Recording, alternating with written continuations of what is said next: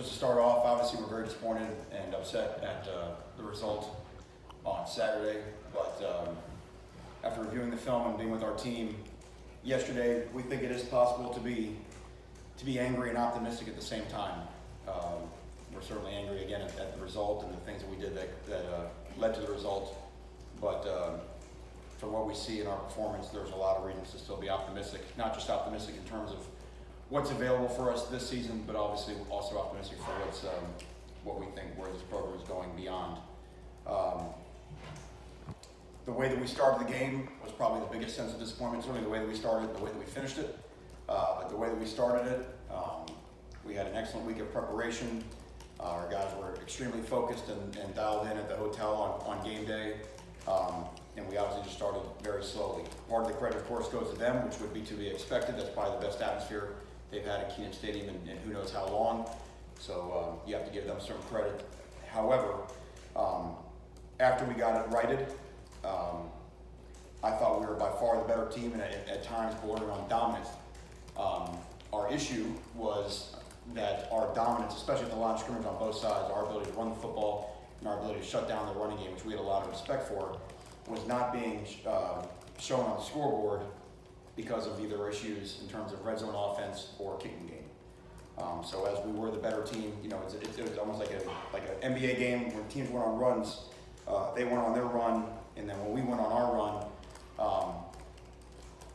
we don't feel like we got the separation on the scoreboard that really the play the play was dictated, that in essence, the way it looked. And then the finish, so the way that we finished our last two drives defensively were disappointing. Part of that had to do with the run game and some of the loosening up of our run fits to deal with some of the issues they were causing us in the passing game. But to be able to finish the way that we did and get that last drive, including the long fourth down, was extraordinarily disappointing and a breakdown on multiple levels. That being said, for the second straight week, Jeremy Williams took our offense down the field, gave us a chance to win or tie the game, and we had a chance to do both. We put Bubba Baxa out there at the end with almost the identical kick he made to begin the game. He did not make the kick. That's certainly not why we lost the game. Bubba's our kicker. We have great faith in him. We know that he is as talented as anybody out there. We see it every day in practice. Bubba can't let one miss turn into two misses. And you can think going back to the Florida game, the first drive of the game, he made a field goal that we had to retake because of the delay game. That's hard on a guy. He made it again. He made another one again. But then when we had a miss, one thing kind of begets the other. We had issues in field goal protection. The first short kick was actually deflected at the line of scrimmage. It was low, however. And then the same thing with the PAT. The PAT, we had a breach of protection. However, the kick was also low. So those are things that we can work on this week, but we've got to support Bubba that, he's our guy, and we do believe in him. All that being said, we're very, very excited to come home. I think that's just what this team needs at this time. We need to get back into familiar surroundings, get in our stadium, get around our fans, and get ourselves going. And I think the season, the way that our schedule breaks, that we have that exact opportunity to do that. Like I mentioned, I think this team's goals are all still ahead of it. And to get around our fans, our people, and to play. We have probably put, especially when you look at the youth we have on offense, if you look at the way that our schedule breaks down, we've probably gone into the two most difficult environments we will play in all year. And the way that those guys have performed and the improvement on our freshmen that played from week 1 to week 2 was really extraordinary. And now it'll be nice to get back home where we're not the ones facing the adversity all the times and to put out a performance that gets everybody excited about Hurricanes football. And with that, I'll open up with questions. I know many. Oh, right. Hand. We go with the microphone now, Barry. Thank you. Hey, Manny. So I want to ask, look, the teams, Miami teams the last few years have also had struggles. And in some of those situations, social media can be an issue. Have you talked to your team about how to deal with the outside noise? I know you always want to keep stuff focused here. Talk about that a little bit. Are you curtailing maybe some of the stuff that they have to look at or want to look at? Well, we can't control what they look at. We can certainly talk about it, but we have said all along, regardless of even before we started playing a game, the change is going to come from the inside out, and we can't stick our head out the window and wonder what everybody thinks about us. Because what we think about us is really the most important thing, and that's why when you look at a game like this, you have to look through the total performance and say, okay, What about this gives us reason for optimism? What about this do we like? What about this do we not like? Because there's so many plays, and we know, and this is usually what happens when you lose a game. There are so many opportunities, there's so many plays that if one thing goes another way, you win the game. And you could argue that if one thing goes another way the last 2 weeks, you're 2-0 and ranked 2 knows what. But here's the thing, even if that was true, it wouldn't have changed our performance. So let's say the fumble that Patrick gets on the last drive, and we win, we all high five. The performance is still the same. So you still have to come inside, and you still have to say, here's where we are, here's what we like, here's what we don't like, and here's how we have to improve. The fact that you're labeled with a record, that it is what it is, but that does not absolve us from being a team that has to find a way to get better week in and week out, and that's really what our main goal is.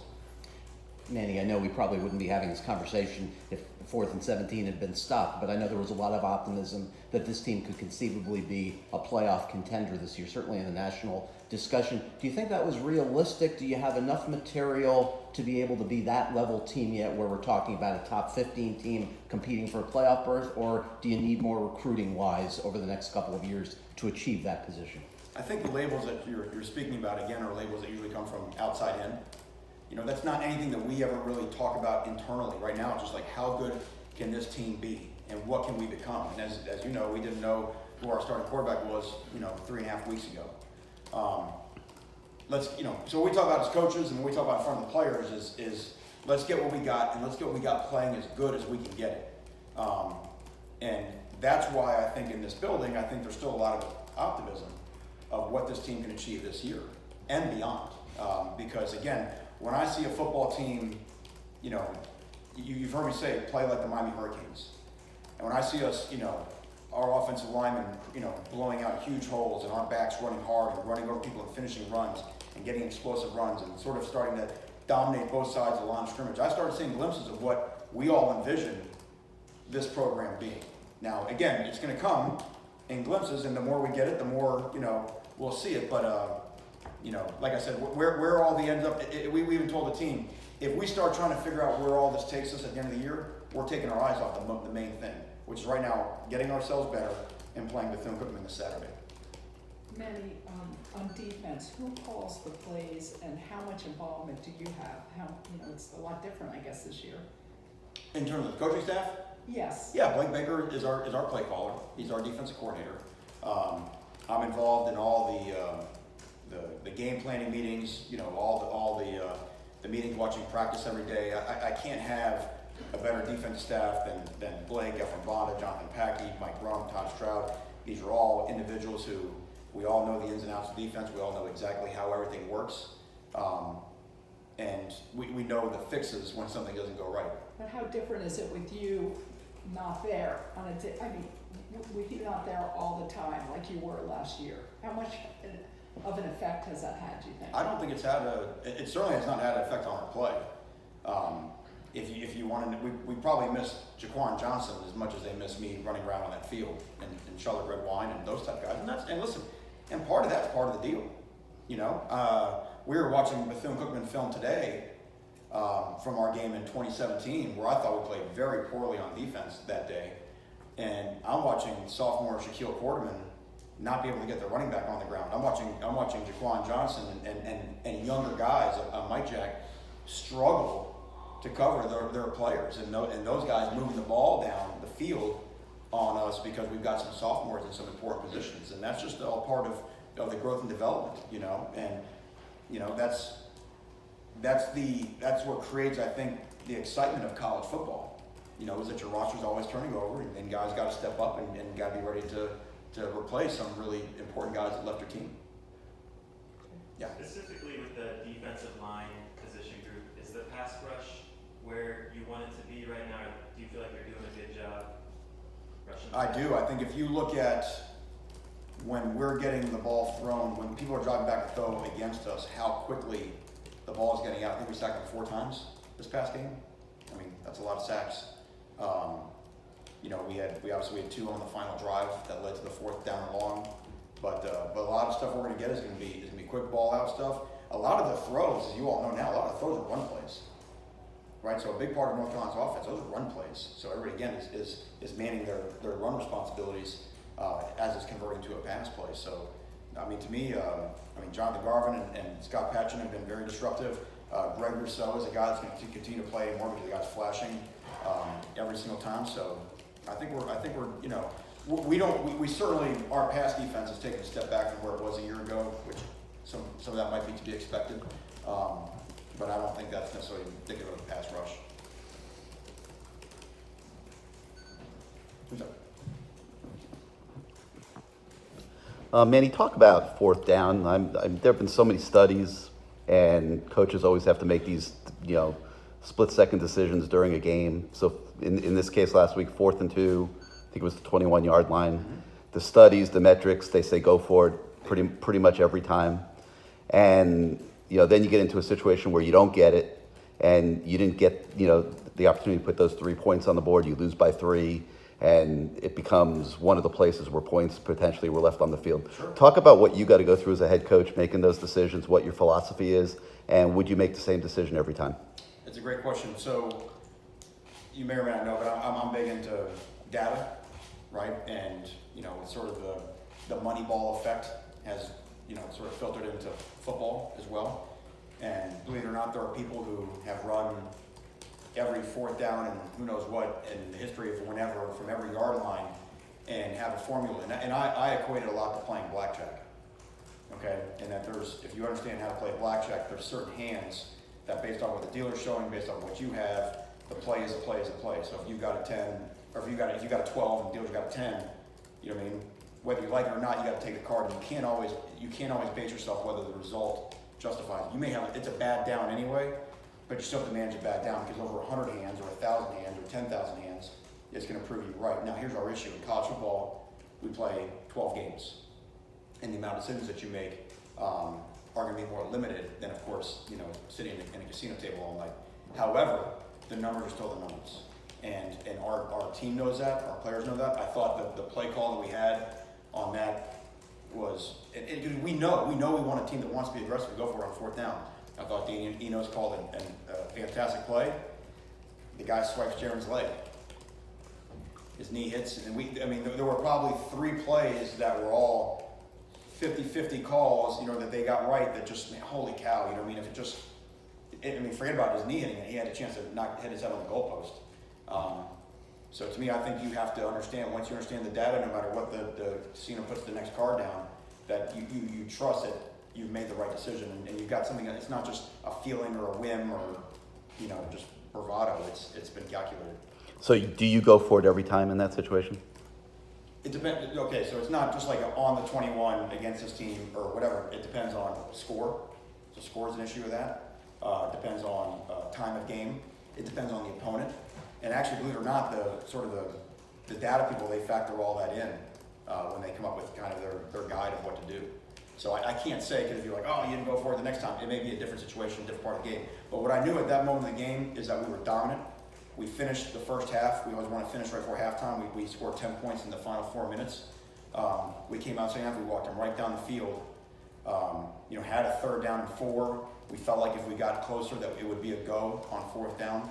Went for the go because I did not want to kick a field goal and not be ahead at that moment. You know what I mean? I really felt like our dominance was telling. And obviously, you know, your kicking game has to factor in that as well. You know, and they factor all that in. How often does any college kicker make a kick from 37 yards, da-da-da-da. So, you know, all that is goes into the science of it. Manny, your final drive, looking back last week, with the 2 timeouts left, would you have done anything differently regarding that situation? And also just generally, you know, what have you learned as a head coach these past 2 games? I thought the way that the timing went, having the timeouts on the last set of downs was exactly what we wanted. For a couple different reasons. Obviously, number one, we were able to get out of bounds. There was not a situation in the drive. We were able to get out of bounds on the plays that were getting us down the field. But if you think about that last sequence, we had 1st down and 10 at the 31-yard line, I think, like that. We used 1 timeout on that sequence, but to have 2 timeouts, so on a potential 2nd down play tackled in bounds, so let's say that occurs, okay? You can call timeout, save the time, and then have an opportunity. So let's say on 2nd down we get half, okay? You call timeout, then you'd have an opportunity to get the ball to the middle of the field to call another timeout to kick a field goal, and let's take the game to overtime. So to me, again, and this is not an opinion thing, this is all the data, all the science is telling you, is that the more you can save your timeouts for final drive situations. And I want to make a point about this, and again, the credit goes to our staff and the players as well, is that we cleaned up so many of our pre-snap problems from the Florida game. So we didn't have to waste timeouts on delay of games or being misaligned on offense or having a pre-snap issue on defense. I think we had 2 timeouts for the final drive of the first half and all 3 for the final drive of the game. So there was not a situation where it really felt like time was bleeding away. It just, the drive took what the drive took.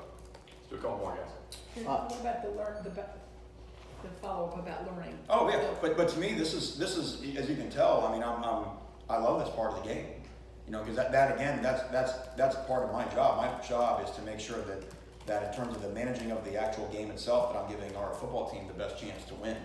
And again, that's why I go back to it's playing the numbers and making sure that you're doing everything you can to at least put us in a position where we could have won the game or kept playing. Man, you said something interesting with Joe and Don on your radio show last week. Wanted to ask you about. You said we need to reassign the value of what it means to be a Miami Hurricane. We're changing the value of what it means to be a Hurricane. We should not let others defile it. That's one thing that's happened too often in recruiting for us. I just want to ask what you meant by that. Is that purely players decommitting? And what qualities do you want in recruits that maybe you hadn't valued as much in the past? There are some things. What I'll tell you broadly is there are some things that we are changing in terms of what we will do to take a commitment. And not all those things are necessarily grandfathered, but there are some things going forward that what it means to be committed to Miami and a series of criteria that has to happen for that to happen. There is a series of criteria of what happens once you are committed to Miami that's never been in place in the past. And then, you know, and that our recruits are aware of now, you know what I mean? And so we have a whole calendar. And again, I don't want to get into the details of what that is, but just that's something, again, from the inside out. If we don't put value in something, it's just sales, right? If I'm trying to sell you a microphone or something, I've got to create value. I have to make you want this. But before you value it, I have to value it. And so I think the way that we look at ourselves, the way that our current players look at ourselves, and part of it, and it's always going to come from the inside out. What I keep saying, it's got to come from inside this building, and then the next step it should come from our fan base and our community. And part of that is not tolerating, you know, people not respecting the University of Miami, not respecting their hometown team. That's something it's very personal to me. I want to be personal to our staff. I want to be personal to our players. And that's okay. And other people can go other places. That's why there's 130 schools. But the University of Miami is going to get back to where it needs to get back to with players that love the University of Miami. They love what it means to be a Miami Hurricane, and they understand that value. So when I say I can see our team and I can see glimpses of what the Miami Hurricanes should look like even on Saturday with a very disappointing loss, okay, I want guys that see the same thing. And I want guys that want to be a part of the solution. How important is it for fans to show up, you know, this Saturday in the home opener? The game is on ACC Network, and again, a lot of people can't get that game here, and plus having the fans in the seats. Yeah, well, again, we're very excited to be playing at home. We have been in 2 very difficult environments, and you want our guys to come out, and you want them to feel the support of, you know, the Miami family, the Hurricane family, and to put some pressure on our opponent, because obviously what happens in these next 5 weeks is going to say a lot in terms of where this team is and what happens in our season in the ACC Coastal, right? And so to be able to start, to come home, to feel the energy and excitement of our fan base, starting with Cane Walk, you know, 2 hours before the game, and just getting off the bus and just seeing people be there. I think there's some things on tape. I would come to watch Cam Harris and DJ Dallas run the ball. I'd come watch Jeremy Williams play. And I know for a fact that I'd come watch, you know, Shaquille Corbin, Mike Pickney, and Zach McLeod play their last run of games at home, because those are guys that you want to say 5 years from now, 10 years ago. Every time I had a chance to watch Shaq Corbin play, I came to watch him play. You know, and heck, if it happens, come watch Lewis Headley punt. You know what I mean? I mean that might be worth a ticket too. Thank you, everybody.